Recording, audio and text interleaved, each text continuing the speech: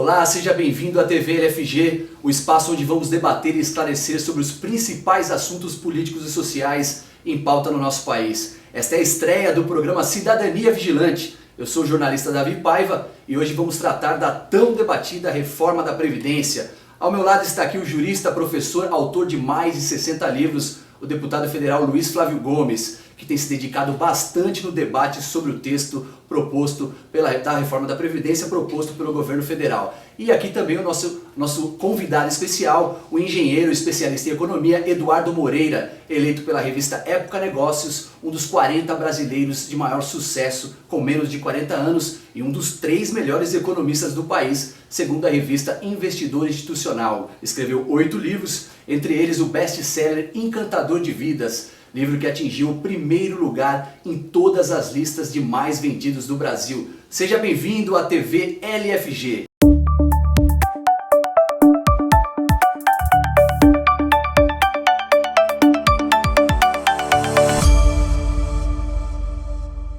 E a reforma da Previdência, apresentada pela proposta de emenda constitucional número 6 de 2019, está na boca do povo e tem sido um dos temas mais debatidos nos últimos meses. O ministro da Economia, o Paulo Guedes, estima que o novo sistema fará uma economia aí de cerca de 1 trilhão em apenas uma década. E é isso que nós vamos tratar aqui agora. Professor, obrigado pela presença, estreando o nosso programa. Ok, é um prazer imenso estar aqui falando com todos os nossos seguidores da TV LFG, e um prazer imenso estar com você, Davi, e com o Eduardo Moreira. Eduardo, já tenho lido coisas do Eduardo, já li o livro, sobretudo este último, O que os donos do poder não querem que você saiba. É muito interessante. Eduardo, você desponta como das promessas fantásticas de reconstrução do Brasil. O Brasil vai ter que buscar uma síntese. Houve já jeito de governar como tese, um jeito oposto que é a antítese, e nós vamos ter que buscar uma síntese. Se quem não está satisfeito com os extremos vai ter que buscar uma terceira via. Obrigado pela presença aqui com a gente. Eu que agradeço, me sinto honrado aí pelo convite, e eu acho muito importante esse espaço para a gente debater os argumentos, né? No momento onde você cita muito bem a questão dos extremos, as discussões elas acabam indo para um nível pessoal, ou seja, de ataques pessoais de uma pessoa buscando ali falhas num currículo pessoal de fulano ou beltrano. A gente não chega nem no espaço de poder debater os argumentos. E eu sempre me faço a seguinte pergunta: qual é o meu propósito? Quando eu entro nessas discussões, o que eu estou buscando? Eu estou buscando uma promoção pessoal? Eu estou buscando likes nas minhas redes sociais? Eu estou buscando fama ou melhorar minha reputação? Ou eu estou buscando um país melhor? Eu estou buscando um país mais justo? Eu estou buscando combater a desigualdade? Porque se eu estiver buscando um país mais justo e eu atacar o meu oponente a ponto de sequer ser capaz de ouvir a argumentação dele, pode ser que eu ganhe uma discussão no âmbito pessoal, mas por não ter ouvido uma argumentação que podia ser melhor do que a minha, eu perdi no que diz respeito ao meu propósito. E o oposto é verdade. Eu posso também perder, né, uma argumentação contra uma pessoa, mas ganhar em relação ao meu propósito, porque se a argumentação dele é melhor do que a minha, que vá dele. Que a dele leve a um país melhor, né? Então, estar num espaço onde a gente consegue se afastar desses ataques pessoais e discutir argumentos é algo que eu valorizo demais e agradeço a chance ao senhor. Legal. Bacana. Eduardo, peço licença para te chamar de Eduardo aqui para a gente Como ver a você pessoa. quiser. Um debate principal aí que muito se fala, tanto quem é a favor, tanto quem é contra, é com relação ao déficit da Previdência, né? Esse déficit, ele é real? É realmente necessário uma reforma para a Previdência?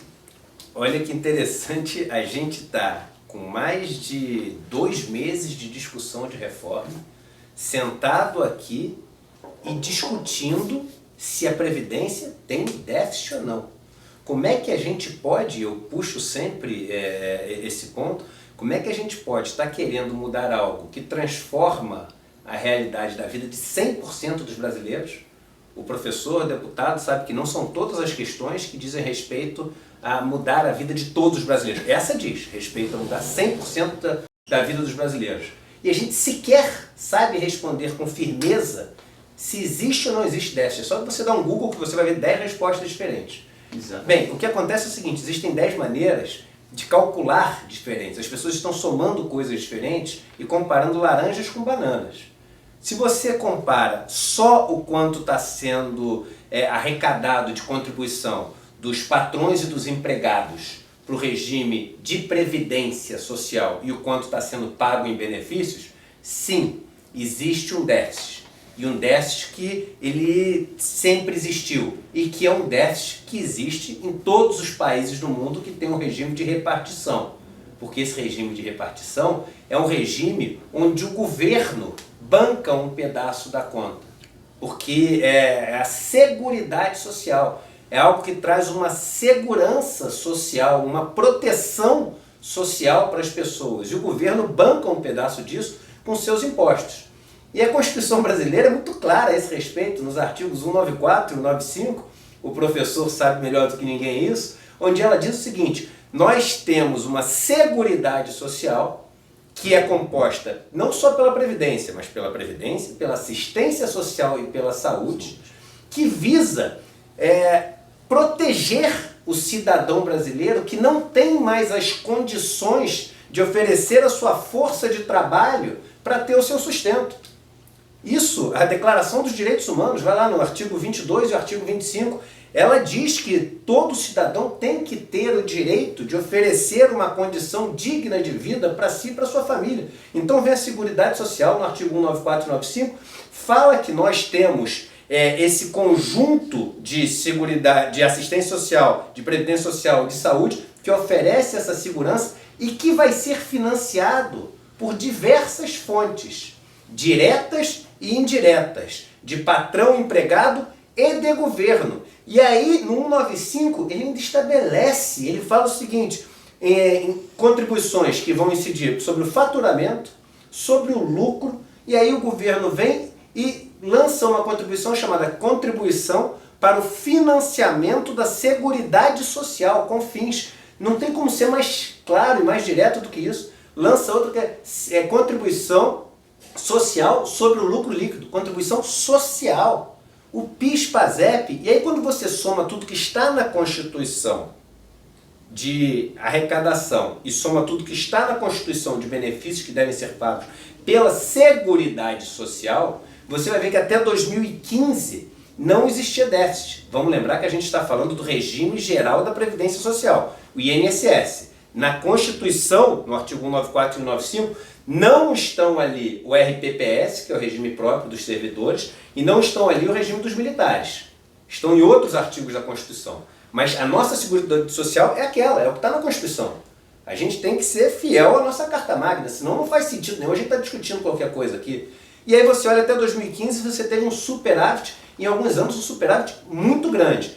E nos 2 últimos anos, nos 3 últimos anos, você teve um déficit. Por que você teve esse déficit? Porque o Brasil parou de crescer. Quando o Brasil parou de crescer, você tem menos contribuição de empregados porque você tem menos empregados, o desemprego aumenta. Você tem menos contribuição sobre o faturamento das empresas porque o faturamento das empresas diminui. Você tem menos contribuição sobre o lucro líquido porque o lucro líquido diminui. E aí você teve um déficit. Mas economias, elas funcionam dessa maneira, elas têm momentos melhores e momentos piores. Se a gente tivesse, hipoteticamente, juntado, porque no regime de repartição você não junta o dinheiro, você vai pagando as novas gerações que vão vindo com as gerações que naquela época estiverem trabalhando, né, para aposentadoria, mas se você tivesse, hipoteticamente, só para entender, juntado todo o superávit que esse sistema de seguridade social teve até 3 anos atrás, existiria um colchão ali para bancar esse negócio por vários anos até a gente voltar dessa crise, porque toda crise vem e passa, por definição. Então, existe um déficit estrutural da Seguridade Social no Brasil? Não, não existe. Existe nos últimos anos um desaquecimento brutal da economia brasileira, que se a gente considerasse que de 2014 ela tivesse crescido 2% ao ano só, ela estaria 15% acima de onde está hoje e não existiria déficit nenhum. Então existe um desaquecimento econômico que gerou uma necessidade de receita em todas as áreas e não só na área da Previdência Social. Então a resposta, seguindo o que diz a Constituição, é muito clara. Não existe um déficit estrutural da Seguridade Social no Brasil. Professor, levando em consideração então essas falas do Eduardo, como que o senhor avalia, além disso, ainda tem a questão da idade, o povo hoje vive mais do que antigamente, né? Como que o senhor vê a necessidade de uma reforma? Isso é verdade, hoje a nossa expectativa de vida aumentou, hoje nós vivemos mais tempo, é justo então que se trabalhe mais. Essa é uma regra básica, isso eu acho muito correta, essa regra. E até apoio a reforma neste ponto, é um ponto positivo, né? Mas o que acontece é que a velha coisa, casa que falta pão, todo mundo briga, ninguém tem razão. Faltou a base, faltou receita, o Brasil está quebrando, o Brasil está em recessão econômica, e com a recessão econômica vai colapsando todos os serviços. Nós estamos vendo isso no Rio de Janeiro, colapsou quase tudo, na Argentina está colapsada, a Venezuela colapsada. Então, faltou receitas. O Eduardo acho que colocou bem o dedo onde tem que ser colocado. O Brasil parou de crescer e aí, meu caro, todo mundo parou de contribuir ou está contribuindo bem menos. Aí dá um buraco grande. Aí vem esse buraco, vamos tapar o buraco. Bem, mas de que maneira vai tapar o buraco? Aí veio a reforma agora da Previdência, que quer pegar a base da pirâmide, duramente, pegou com muita dureza, fala assim, 70% dessa economia seria na base. Depois pegou classes médias, servidores públicos em geral, ok, eles podem contribuir com mais, acho que então, quem pode contribuir com mais, contribui. O grave problema é que não chegou lá no topo da cobertura. Então essa reforma não está cobrando os devedores do INSS. Isso é uma injustiça brutal, eu vejo. Porque tem muita gente com muito dinheiro que deve para o INSS, não está pagando o INSS, e aí vai girando um buraco do INSS, né? A Embaixada Americana deve para o INSS 140 milhões. Por que não cobrar? Então esses devedores que não são cobrados e são protegidos, essa é uma forma de você proteger. Então, esse tipo de privilégios é que vai desmontando uma nação. E o Brasil está cheio de privilégios que estão privilegiando o topo lá da cobertura. A gente que tem muito dinheiro, mas que, em virtude da concentração, não quer ceder nada. Então, também isso explica, em parte, exatamente a questão do buraco da Previdência. Mas o pessoal tem falado muito, professor, com relação ao fim de privilégios, que essa reforma traria o fim de alguns privilégios. O senhor concorda com essa máxima? Trouxe o fim de privilégios de gente de classe média, alguma coisa pegou classe média, mas os privilegiados, está tudo lá em cima, porque quando um país tem buraco, ou é um problema de gastos, gastou mais do que tinha, ou é um problema de receita, a receita caiu. E no Brasil as duas coisas estão acontecendo, os gastos aumentaram e a receita caiu. Então, essa reforma da Previdência está indo nos gastos, mas não está mexendo com a receita. Dá para arrecadar muito dinheiro. Acontece que o governo não quer mexer com a camada de cima, que é muito privilegiada. Essa questão dos privilégios é interessante, né? Porque eu, por acaso, fiz um estudo hoje, e se você pega na PEC, porque, aliás, é outra coisa, não é, professor? Que quando eu pergunto para as pessoas, você é a favor ou contra a reforma? Aí, antes dele responder, eu falo o seguinte, mas antes me diz de qual reforma que você está falando. Aqui você leu no WhatsApp, aqui você leu no jornal, aqui você ouviu na rádio. Eu quero saber de qual reforma que você está falando, porque reforma só existe uma. A PEC 06 de 2019. Você leu a PEC? E aí eu falo para as pessoas, porque ninguém leu, porque ninguém lê PEC. Então a gente discute uma coisa que não leu, que é uma coisa absolutamente... Opinião, né? E todo mundo tem opinião. E quando você lê a PEC, lá no último item, eu estou dando até a dica, vai no último item da PEC, lá no finalzinho, na página 66, até apocalíptica a página, né? Mas quando você vai no último item, tem lá uma tabela que diz de onde vem a economia de 1 trilhão. Quando você olha de onde vem a economia, dos trabalhadores do RGPS, do Regime Geral da Previdência Social, onde ninguém ganha mais do que o teto, que é de R$ 5.800, e 90% ganha até ali 2 salários mínimos e meio, tá? 90%. Se você somar a contribuição desses trabalhadores com aqueles que ganham o BPC e o abono salarial, que são pessoas ou miseráveis, inválidas, ou que ganham até 2 salários mínimos por mês, isso é 83% da economia. As alíquotas maiores, como o professor disse, realmente estão cobrando um pouquinho a mais dos super salários, dos servidores, Isso é 2,7% do 1 trilhão. 2,7%. Mas Então, calma. todo esse privilegiado é esses 2%. 2,7%. Mas calma que piora. Porque aí do lado tem uma coluna que é o seguinte: economia nos primeiros 20 anos. E aí você tem como fazer a conta de quanto vai ser de economia do 11º ao 20º ano. É só diminuir uma coluna da outra. Aí é assustador. Porque a economia nos 10 anos seguintes é de 3,5 trilhões.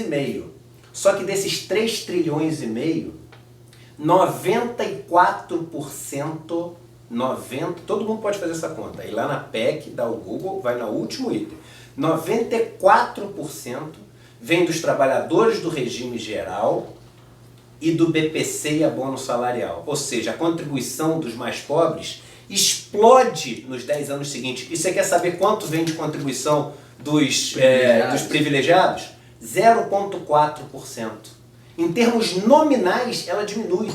É 29 bilhões nos primeiros 10 anos e 16 no segundo. Ou seja, nos outros 10 anos, se você botar 0,4 no Google, no Excel e apertar Enter, ele arredonda para zero. Né? Então, nos outros 10 anos, os privilegiados não estão contribuindo praticamente com nada. E os mais pobres do Brasil com 94%. Aí você fala, mas como é que pode, Eduardo? Está errado isso. O governo fala que está tirando dos ricos. Aí você vai na página 53, é na 53, porque eu li essa PEC várias vezes, no item 50, finalzinho da página. E o governo define, ricos são, ele define a palavra ricos. Que o senhor professor, como um jurista, sabe que você define uma palavra e depois só usa a palavra para o que você quiser no contrato. Ele define ricos. Você sabe quem são os ricos? Na PEC, escrito, vai lá, no item 50. Quem são os ricos? São aqueles que ganham R$ 2.200 em média no país. Pronto, é um jogo de palavras. Está tirando os ricos, tá? Quem são os ricos? Quem ganha R$ 2.200. E está escrito com essas palavras. Ricos são os que ganham R$ 2.200. Então é o seguinte, vai me falar agora de corte de privilégio? E tem aquele último argumento que é o seguinte, mas eu estou diminuindo a aposentadoria dos deputados, estou diminuindo isso. Aí você fala assim, então beleza, para aí.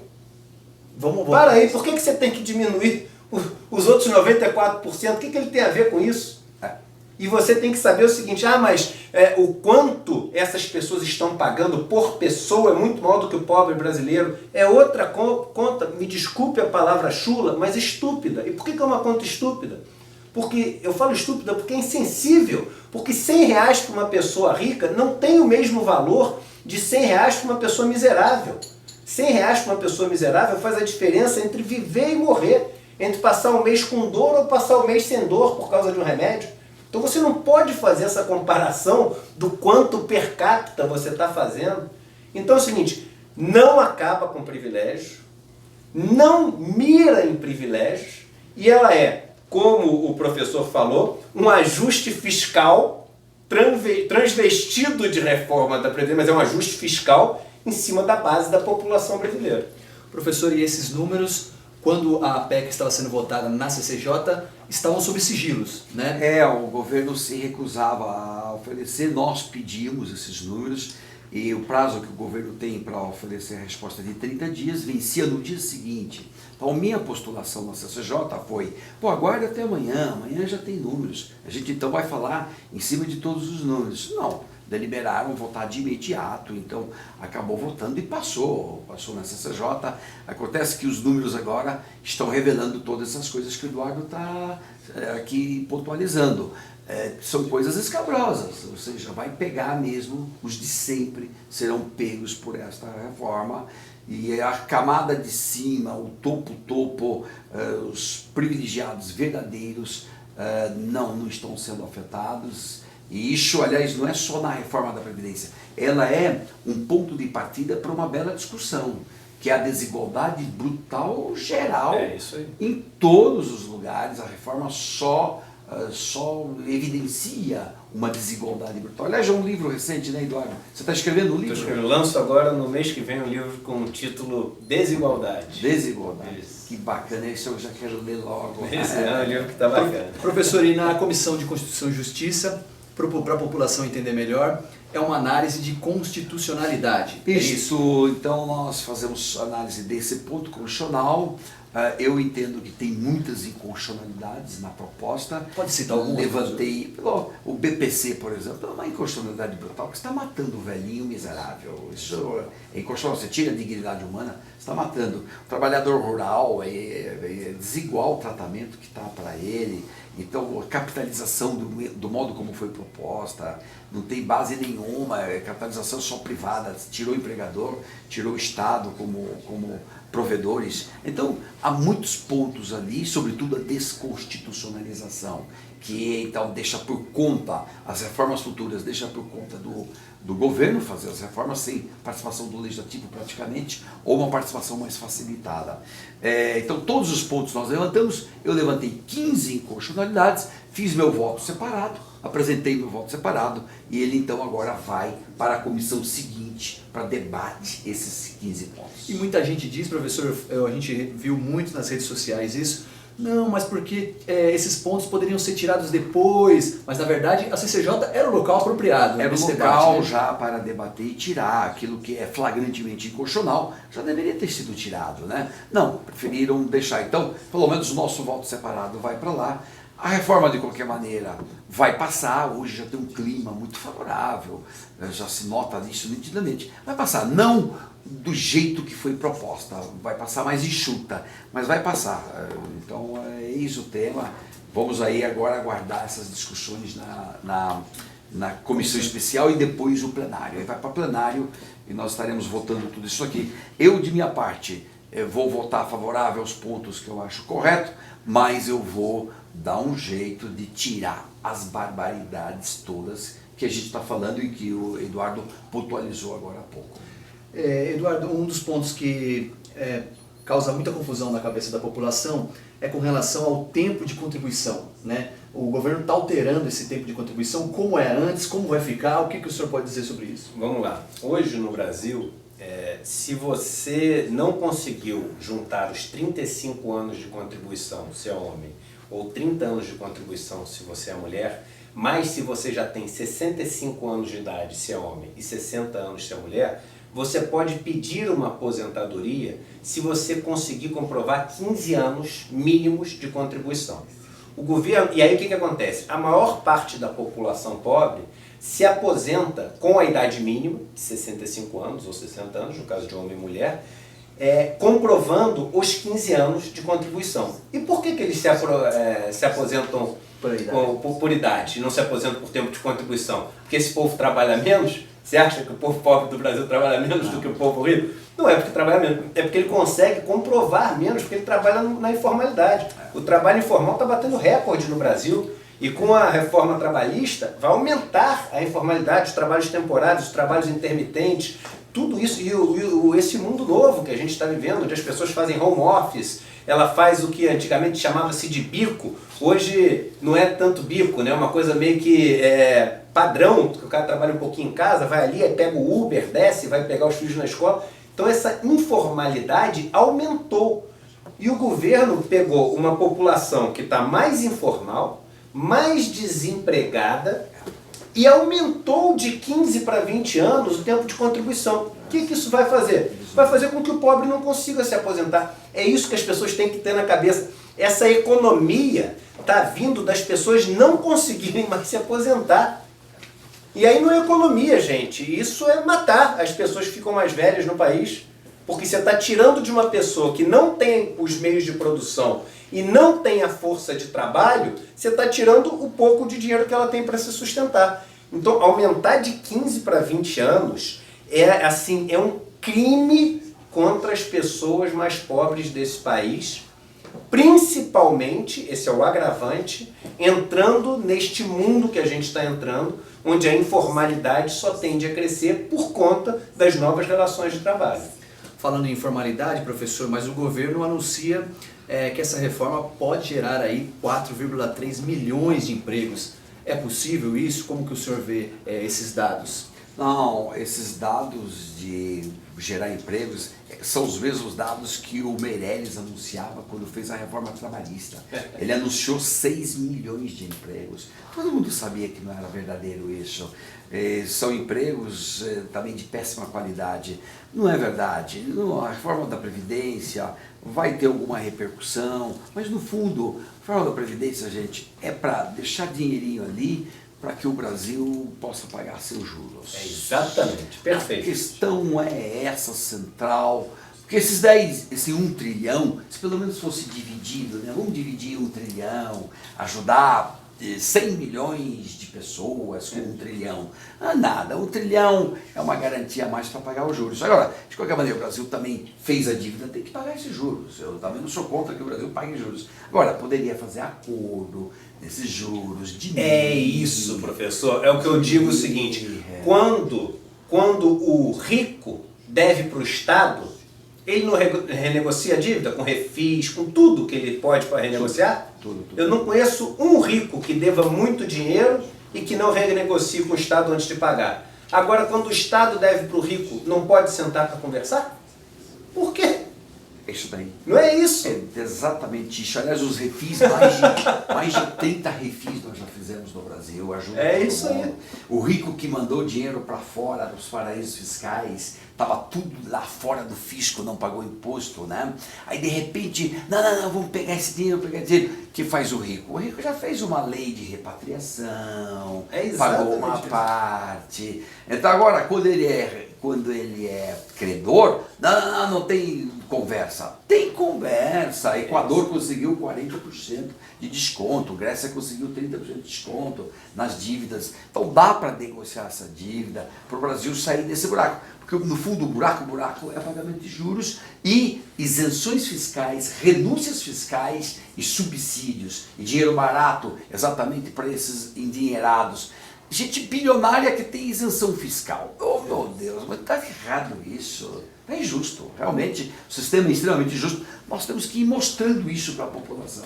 Ano de 2017, só de renúncias e incentivo, 300 bilhões, 2017. No ano passado, quase 400 bilhões de reais. Sendo que metade disso é renúncias em contribuições sociais. Ou seja, que bancariam diretamente o regime de previdência e a Seguridade Social como um todo, né? Previdência mais saúde, mais assistência social. Então, assim, isso tem que ser levantado. Agora, quantas pessoas têm a coragem de falar isso que o professor falou? Que, na verdade, gente, esse 1 trilhão, vamos falar o que tem que ser dito. Para onde vai esse dinheiro? Porque dinheiro, gente, ele não aparece. E apareceu o dinheiro. Mas veio de onde? De lugar nenhum, ele apareceu. Não existe isso. Dinheiro, quando aparece num lugar, é porque saiu de outro. E de onde é que está saindo? A gente sabe, da Previdência. E para onde é que está indo? Porque se está saindo daqui, está indo para algum lugar. Está indo para pagar os juros da dívida. Porque não é para educação, porque a gente está vendo as notícias de corte na educação. Não é para saúde, porque a gente está vendo as notícias de corte na saúde. Tem que estar indo para algum lugar. Não tem como não estar indo para lugar nenhum. E é para aí que está indo. Eduardo, uma outra grande dúvida da população é com relação ao sistema de repartição, sistema de capitalização. Como que funciona isso, essa mudança, o que pode ocasionar no cenário brasileiro? O sistema de repartição é o seguinte, as pessoas que trabalham e contribuem hoje, os impostos que são pagos hoje, eles bancam as pessoas que já se aposentaram ontem. Ou seja, é uma solidariedade intergeracional. As pessoas de uma geração são as que bancam a outra geração que já se aposentou. A geração que está trabalhando banca a geração que já se aposentou. E a gente está querendo ir para o regime de capitalização. O regime de capitalização é o seguinte, nenhum país industrializado desenvolvido do mundo, até hoje nenhum, implementou o regime de capitalização. 30 tentaram. Dos 30 que tentaram porque foram forçados pelo FMI, pelos organismos internacionais, depois ali da crise dos anos 90 e etc. Dos 30, o primeiro foi até antes dos anos 90, foi o Chile ali, na década de 80, que começou com o regime militar. E aí tem uma curiosidade muito legal, né? Todos no Chile foram para o regime de capitalização, só teve um grupo que não foi para o regime de capitalização, que pôde continuar no público, que foram quem? Os militares, que era quem estava no poder. Mas tudo bem, dos 30 que foram para o regime de capitalização, 18 já voltaram, desistiram e tiveram custos enormes para ir e para voltar. E qual o grande problema? Você pega um país desigual que nem o Brasil, o regime de capitalização é o seguinte, cada um tem direito a não sei quanto, porque eu não sei quanto que vai ter rendido o seu dinheiro lá na frente, mas o quanto você guardou. Capitalização só para a população entender. Então o próprio Capitalização pessoa vai depositar o seu poupança. dinheirinho. Tá? É como se fosse uma poupança que você está fazendo. Então você vai juntando dinheirinho todo mês. Não tem as regras claras na PEC, então você não sabe se o seu empregador vai ter que colocar alguma coisa ou não, ou quanto você vai ter. Não tem nada disso escrito na PEC. Mas, resumindo, é o seguinte, você pega, vai acumulando um dinheirinho, e aí quando você chega lá na idade de se aposentar, tem lá uma conta de onde você pode tirar esse dinheiro. Qual que é o grande problema? Toda desigualdade que você tem durante a fase laboral, durante a fase onde as pessoas trabalham, ela se acentua quando o cara se aposenta, porque quem ganha menos, poupa menos. Agora, olha o caso da mulher, por exemplo. Olha o caso da mulher. A mulher, ela costuma ter uma carreira mais curta, por causa das outras funções que a mulher tem na nossa sociedade. De mãe, em maior parte do Brasil ela ainda cuida do lar, e além de tudo isso tem que ir para o trabalho, então ela tem carreiras mais curtas. Além de ter carreiras mais curtas, ela contribui menos, porque ela é mãe, principalmente. Além disso, ela vive mais, porque quando você olha a expectativa de vida da mulher, é maior do que a do homem. E tem salários menores, porque existe uma discriminação de gênero enorme. Então ela ganha menos, trabalha menos e vive mais. O que vai acontecer no regime de capitalização? Ela vai conseguir poupar muito menos dinheiro e quando se aposentar, quando forem fazer a conta para ver quanto que ela vai ter direito a tirar, vão ver que a expectativa dela de vida é maior e ela vai ter um pagamento mensal muito menor ainda. E aí você vê o seguinte, aquela discriminação de gênero que já existe na fase em que ela trabalha, vai ser super acentuada na fase em que ela se aposenta. Então o país, que é o país mais desigual do mundo, está querendo implementar um sistema que potencializa as desigualdades na fase em que as pessoas trabalham. A capitalização é um absurdo para um país como o Brasil. Professor, muito se fala então dessa reforma da Previdência, mas o Brasil necessita também de outras reformas, né? Por exemplo, a reforma deveria ser feita antes da Previdência, é necessário outras reformas? Como que o senhor vê isso? Na verdade, deveríamos tocar todas as reformas, porque o Brasil está numa situação tão periclitante que todas as reformas caminhando daria talvez um pouquinho de expectativa, de confiança, de esperança para as pessoas. Eu caminharia todas as reformas. O Brasil precisa arrumar muita coisa, mas sobretudo há uma parte política, tem que ter um gerenciamento, gestão e política, precisa melhorar tudo. A gestão é muito ruim, a gestão brasileira de modo geral é muito ruim, e a política é muito instável. Então isto é terrível, porque o Brasil ele cresce, o país cresce com confiança. Sem confiança não vai. E confiança eu dependo de estabilidade política. Estabilidade política o Brasil há muitos anos não tem. E agora tampouco um crescimento econômico saudável. Leia-se, nós estamos num momento dificílimo, mereceríamos estar discutindo todas as reformas e tudo, e não ficar discutindo coisas desnecessárias, que é pura perda de tempo. Professor, além disso a gente vive esse momento tão polarizado, quando a pessoa se manifesta contra a reforma, recebe aí uma enxurrada de críticas, palavrões e tudo mais. Quando a pessoa é a favor da reforma, assim, sem querer tirar nada, a gente nota também que ela está equivocada. Como chegar no meio termo, nesse Brasil tão polarizado, como que o senhor vê isso? O meio termo depende de diálogo, como dizia o Eduardo agora há pouco. E para dialogar você tem que prestar atenção no que todo mundo está falando. No outro, e vamos discutindo, falando. E esse diálogo que foi cortado. E um país ele não sai do buraco sem dialogar. E os extremos, nós já comprovamos, extremos não é por aí. Buscar uma terceira via, nós temos que buscar uma terceira via, uma síntese. Essa síntese passa por uma coisa mais racional, mostrando com números, com razoabilidade, conversando corretamente as coisas. E isto é urgente, nós temos que desencadear um novo time no Brasil que pense o Brasil, o país como país. Se isso não acontecer, as polarizações vão levar o Brasil para um buraco profundo. Eduardo, nós estamos caminhando aqui para o final. Só uma pergunta, aqueles que já recebem aposentadoria, eles são afetados nessa reforma? Essa é uma dúvida constante. Não, o que já recebe isso é direito adquirido. Eles não podem É engraçado porque a gente fala não pode, mas fica com um pouco de medo sempre, né? No Brasil tem tanta coisa que não pode, que a turma está fazendo, né? Mas não, essas pessoas, em tese, não são alteradas pela... Você vê que tem um dispositivo lá, Eduardo, que diz que não vai mais corrigir, não vai ter a correção. É verdade, é verdade. O que ele não, assim, o que ele ganha não muda, mas não muda mesmo. Nem a reajusta. Nem a inflação, né? Então, se não descobre a inflação vai comer no teu salário em pouco tempo, você já não recebe nem... É tão mal feita, porque ela diz, por exemplo, a história de botar o BPC para R$400, não é R$400 tipo 40% do salário mínimo. Eles querem colocar na Constituição um número, 400. Amanhã esse 400 não a vale inflação nada. vai comer. Olha que loucura! Tudo, né? Então é assim, esse que é o absurdo. Enfim, e por fim, com uma mensagem final aqui, falar o seguinte, que a gente estuda os números, a gente faz as nossas análises econômicas, faz as nossas análises matemáticas, mas a gente não pode esquecer que a gente não está lidando com números, a gente está lidando com vidas, são pessoas.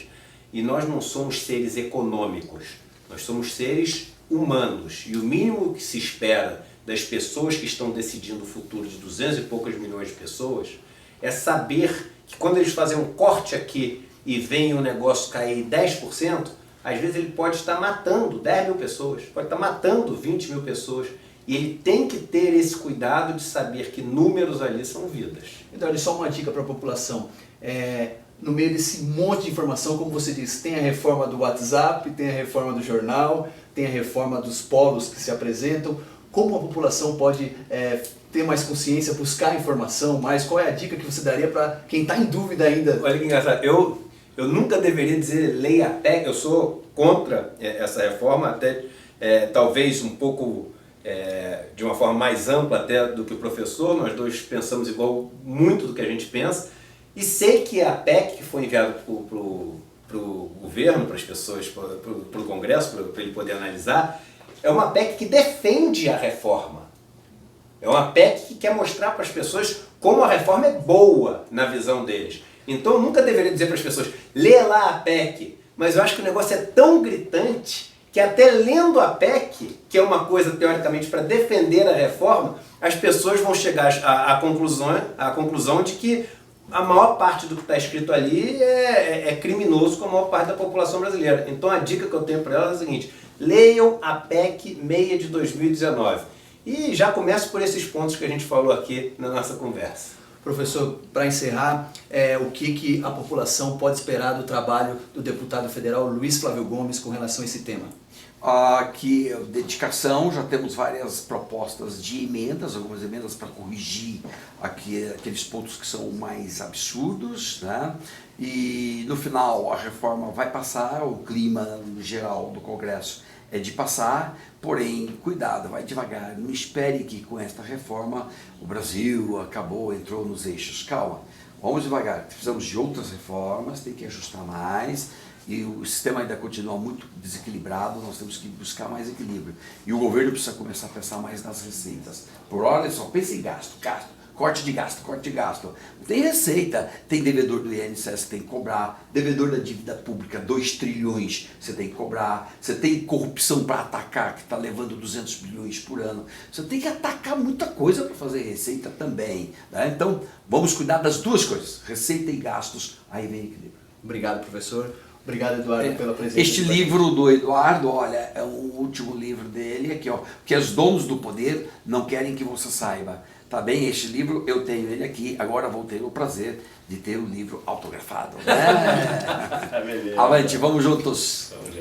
Esse foi o programa Cidadania Vigilante, aqui na TV LFG. Apresentamos aí alguns pontos da reforma da Previdência para que você possa tirar as suas próprias conclusões. Curta e compartilha aqui o nosso vídeo e curta a nossa página. Nos vemos numa próxima oportunidade. Até lá!